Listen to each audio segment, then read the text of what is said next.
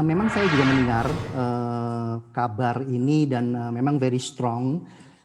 Saya pikir sekarang kan tren digital bisnis model berubah ya karena adanya COVID.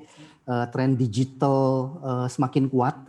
Kita juga melihat di bursa Indonesia itu terakhir-terakhir ini milenial itu atau mungkin yang kategorinya investor di bawah 40 tahun itu sekitar 70%. Jadi kalau kita lihat secara keseluruhan kita banyak sekali tambahan juga new investor dari milenial. Nah, kalangan-kalangan ini yang sebenarnya mengerti mengenai digital di Indonesia. Jadi saya pikir pasar Indonesia sebenarnya cukup siap untuk menerima unicorn ini untuk masuk di Indonesia. Dan satu lagi sebenarnya alasan yang lain adalah unicorn itu sebenarnya biasanya secara umum tuh waktu mereka go public itu sekitar 7 tahun setelah start operasi. Nah, unicorn di Indonesia bahkan sebagian sebenarnya sudah dekakon ya. Itu sebenarnya sudah rata-rata 9 tahun. Jadi sebenarnya secara umur unicorn ini sebenarnya sudah mature untuk go public atau IPO. Jadi saya rasa timingnya couldn't be better. Should be in the next 1 year, 2 years.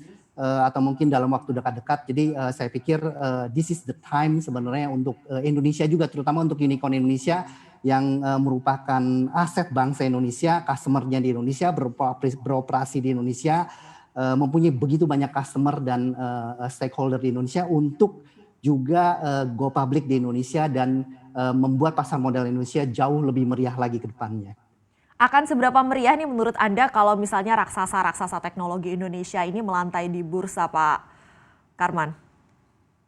Oh, jelas akan membuat banyak perubahan karena pertama itu dari sisi size market cap itu juga akan jauh lebih besar.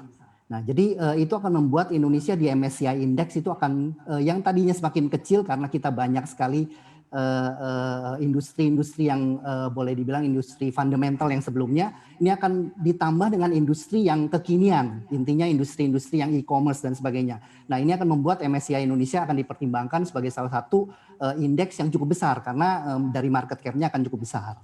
Nah, jadi itu yang pertama. Yang kedua, ini juga unicorn Indonesia ini juga mempunyai banyak stakeholders. Jadi bayangkan kalau semua customer dari whatever unicorn yang ada, misalnya Tokopedia, Gojek atau yang lainnya juga menjadi investor pasar modal, kita bisa lihat berapa sebenarnya ripple effect yang bisa terjadi di pasar di Indonesia, terutama di investor pasar modal Indonesia yang di mana para unicorn ini listed.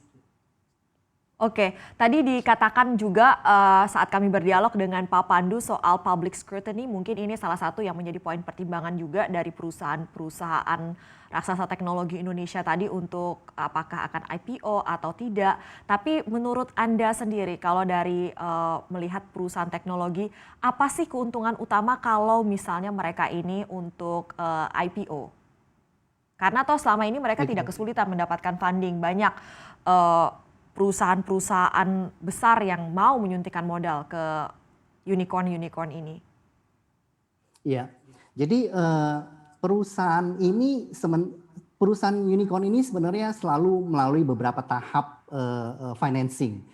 Jadi mereka akan terus melakukan financing, tapi sampai dengan satu titik mereka juga perlu melakukan public offering. Karena dengan public offering ini efeknya jauh dengan pada saat mereka diinvestasikan, di mana investor itu adalah investor-investor yang lebih fund manager, lebih ke private equity dan sebagainya. Jadi dengan go public ini mereka akan jauh lebih mempunyai beragam macam investors dan base-nya itu akan jauh lebih besar lagi. Jangan lupa install aplikasi CNBC Indonesia di App Store maupun di Play Store untuk mendapatkan informasi dan perkembangan terkini dari berita-berita ekonomi dan bisnis.